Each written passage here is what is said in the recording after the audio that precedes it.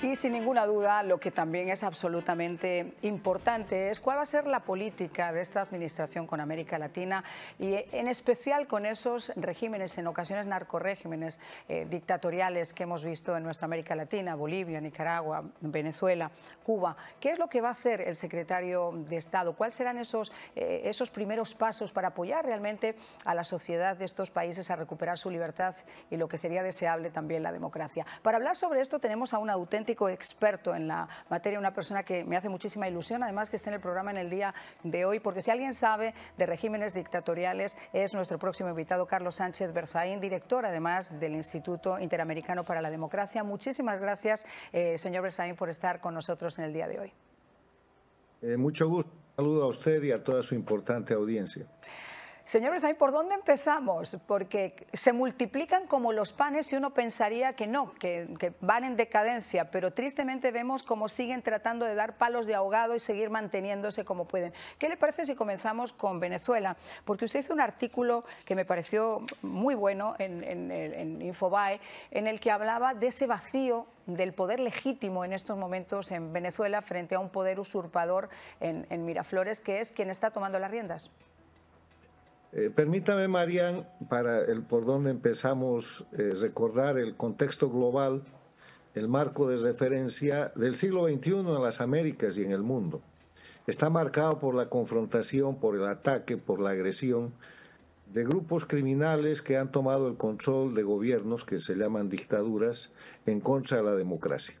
Y esa agresión se produce a través de elementos de guerra híbrida. La guerra híbrida se define como aquel tipo de agresiones directas o indirectas, no necesariamente armadas, destinadas a debilitar o a destruir al oponente, que además le permiten al agresor la causa de justificación de decir que él no fue. Las democracias de las Américas, y Estados Unidos entre ellas, la principal, la más importante, durante todo este siglo, desde la aparición del acuerdo entre Castro y Chávez, entre Chávez y Castro, y la recuperación de la única dictadura que existía al empezar el siglo, que es la de Cuba, se ha producido una expansión de las dictaduras. Hoy día tenemos dictadura en Cuba, en Venezuela, en Bolivia, en Nicaragua, y tenemos 4 gobiernos paradictatoriales que se definen como gobiernos democráticos que están al servicio de las dictaduras porque deben el haber llegado al poder a las dictaduras. Y son los gobiernos de México con Sheinbaum o López Obrador era lo mismo, Colombia con Petro, Brasil con Lula y Honduras con Castro, con Xiomara Castro.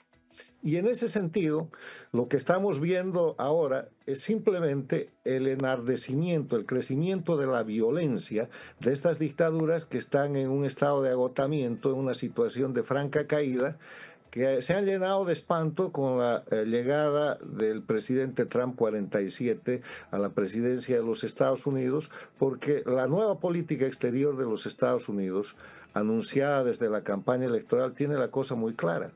Hay que acabar con el crimen organizado. Estados Unidos no puede seguir más siendo atacado por esos elementos de la guerra híbrida que son la migración forzada, el ataque con drogas como el fentanilo y la cocaína, el crimen penetrando a las ciudades y a la sociedad para destrozarlas por dentro, el tráfico de personas y toda clase de operaciones criminales operadas desde Cuba, desde Venezuela, desde Nicaragua y soportadas por dictadura en Bolivia y soportadas por dictaduras extracontinentales. Entonces, en ese escenario, lo que pasa con las dictaduras es la reacción natural.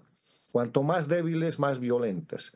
Cuanto más críticas y más cerca del final, mucho más agresivas. Y eso es lo que están haciendo y eso es lo que hemos visto en Venezuela el pasado 10 de enero, cuando de ser una dictadura electoralista, Maduro ha convertido a Venezuela en un territorio ocupado por un grupo criminal militar y lo ha hecho acompañado por el dictador de Cuba y por el dictador de Nicaragua, por Díaz-Canel y por Ortega. Y después de haber consolidado la usurpación con con un acto de posesión de un jefe de Estado, un jefe de gobierno usurpador, ha proclamado públicamente al mundo que tiene las armas listas, las de él, las de Cuba y las de Nicaragua, para agredir a las democracias de la región y del mundo. Entonces es clara que la situación de hoy día en Venezuela, y hay que empezar por eso, es un país ocupado por una organización transnacional, criminal, militar, y lo que hay que hacer es trabajar para cesar eso, recuperando la soberanía del pueblo venezolano. Y para eso hay un mandato que se lo ha dado en la elección del 28 de julio pasado el pueblo, a Edmundo González Urrutia y María Corina Machado, que tienen que organizar gobierno, asumir la representación soberana de Venezuela y empezar a trabajar.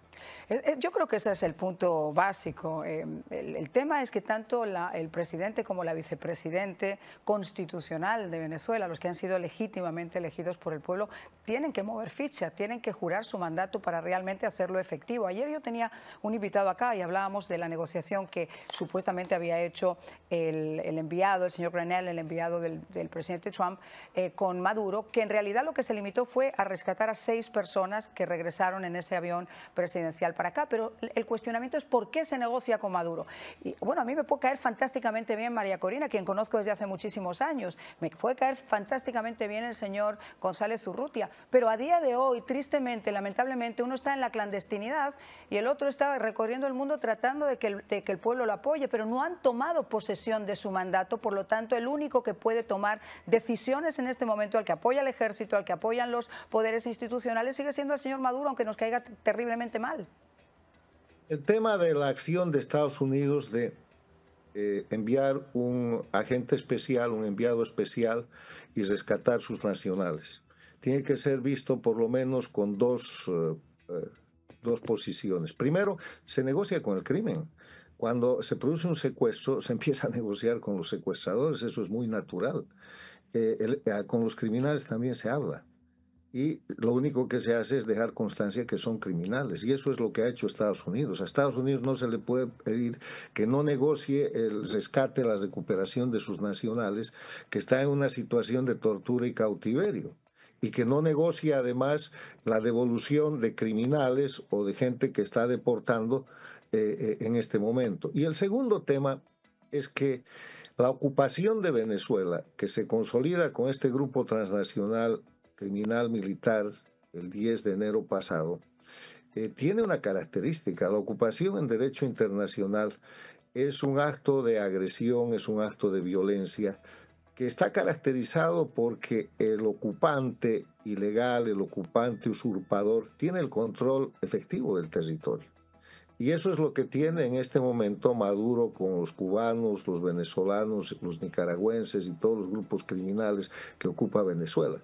Entonces, en vez de criticar una operación que es normal en el tema de rescate de secuestrados, porque de eso se trata, lo que hay que ver es que Venezuela en este momento tiene que asumir la personería y la representación que le corresponde.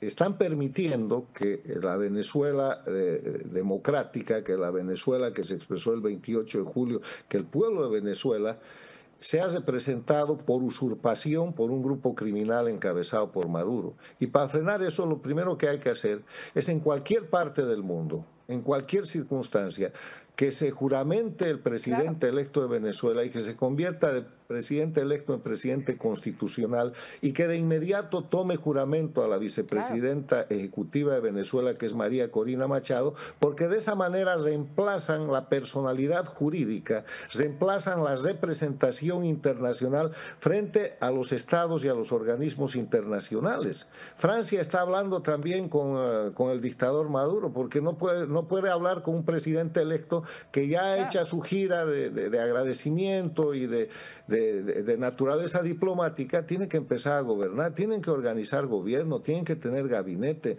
tienen que tener un ministro de Relaciones Exteriores, tienen que tener embajador en Washington, en Buenos Aires, en San José de Costa Rica, en París, en Roma, en todos los países que han reconocido a Edmundo González Urrutia como presidente electo y que obviamente están esperando al presidente constitucional. Claro, porque, y en esta materia yo quiero decirle una cosa, el pecado de omisión es el peor de los pecados, porque le están dejando el espacio abierto a la dictadura. En la naturaleza y en la vida, y sobre todo en la política, no hay espacios vacíos, alguien lo llena. Y como no se ha cumplido con el mandato del pueblo soberano de que el presidente y la vicepresidenta juran, hagan gobierno y gobiernen desde donde sea.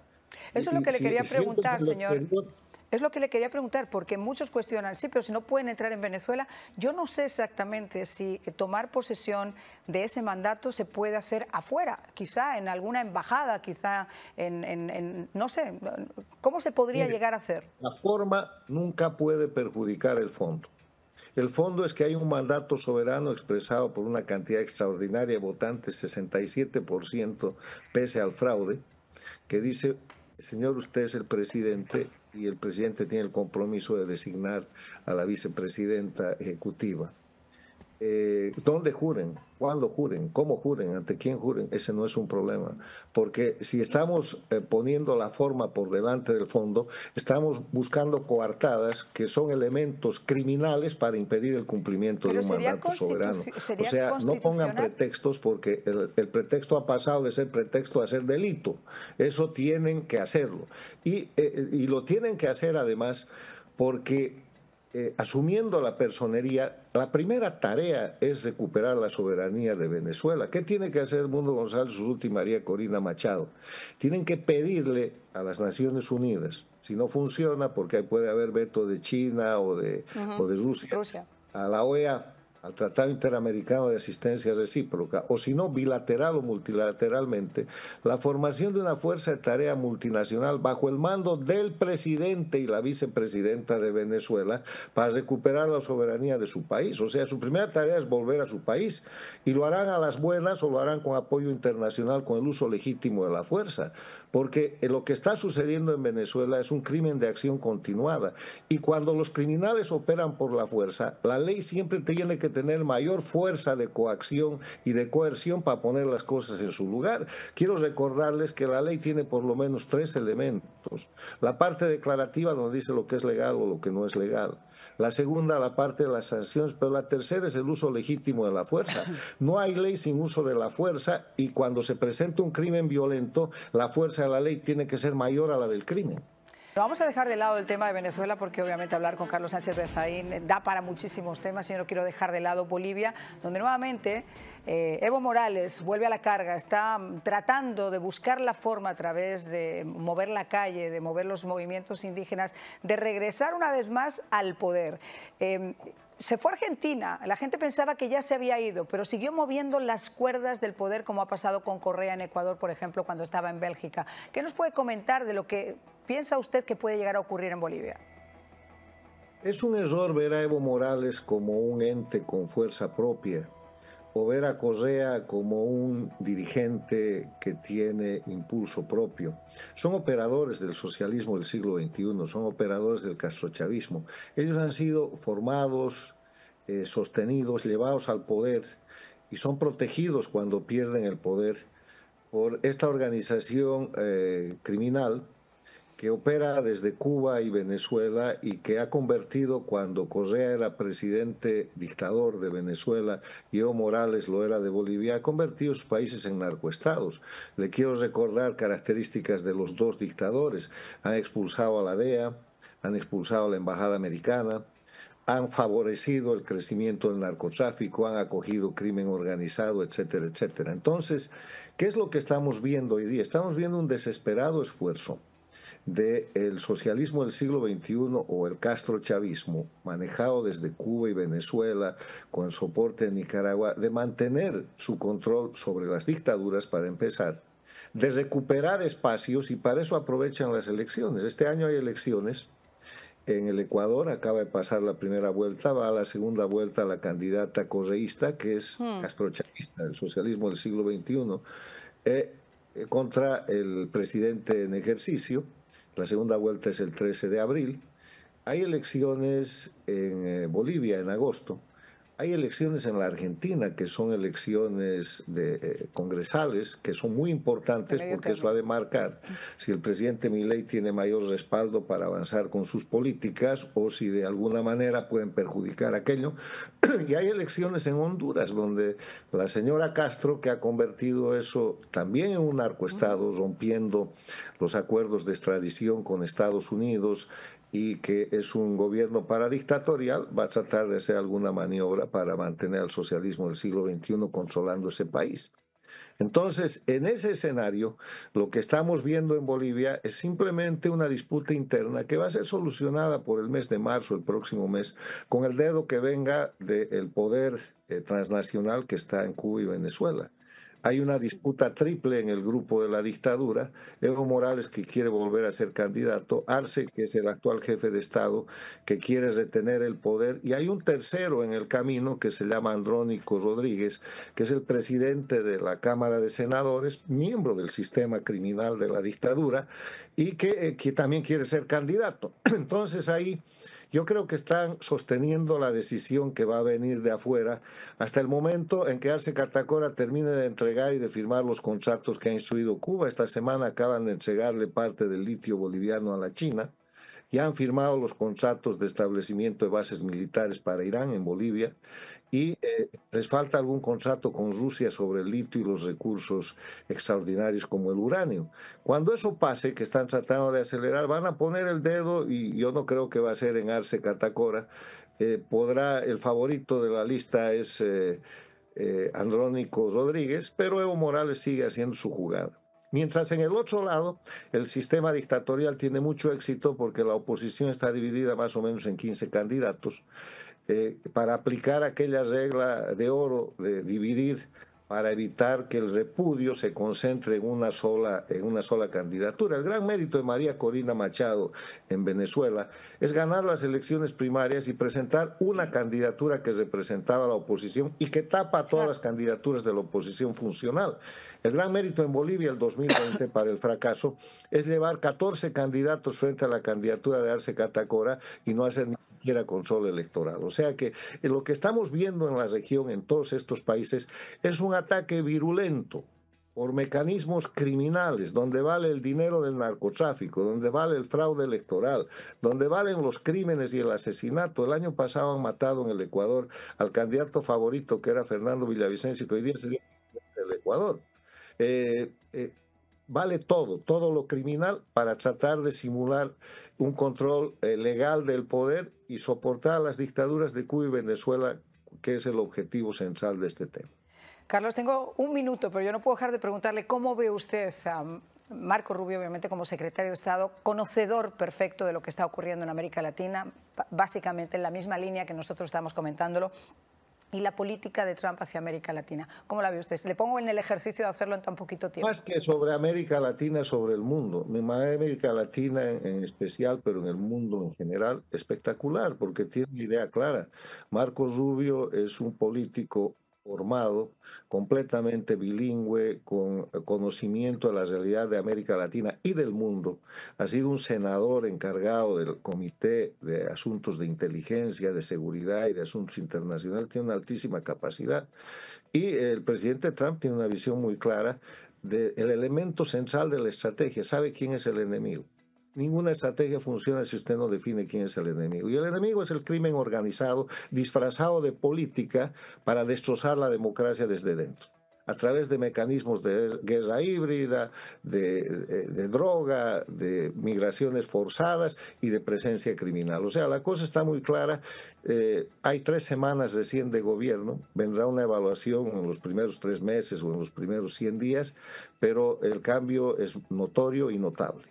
Ya ha habido unas encuestas, 70% del apoyo popular a estas 2 semanas y media que lleva en el cargo, pero es muy interesante lo que dice, porque lo que ocurre en estos lugares en América Latina, en estos narcorregímenes de América Latina, tiene una incidencia enorme también, no solamente en Estados Unidos, sino en el mundo, porque Rusia, China, Irán, por el juego este de que mis amigos son tus amigos y además si pueden ser tus enemigos mejor, son más amigos míos todavía, estamos viendo lo que está pasando en América Latina.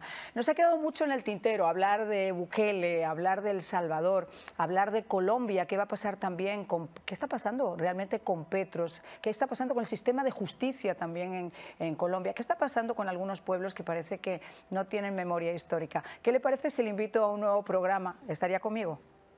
Encantado. Con muchísimo gusto, María, cuando usted guste, estoy a sus órdenes. Hacemos así, dejamos un nuevo programa con el doctor Carlos Sánchez Berzaín, director del Instituto Interamericano por la Democracia, para seguir compartiendo ideas de qué está pasando a algunos de nuestros pueblos de América Latina que, como decimos, tienen tanta incidencia además en lo que pueda llegar a ser el futuro de los Estados Unidos.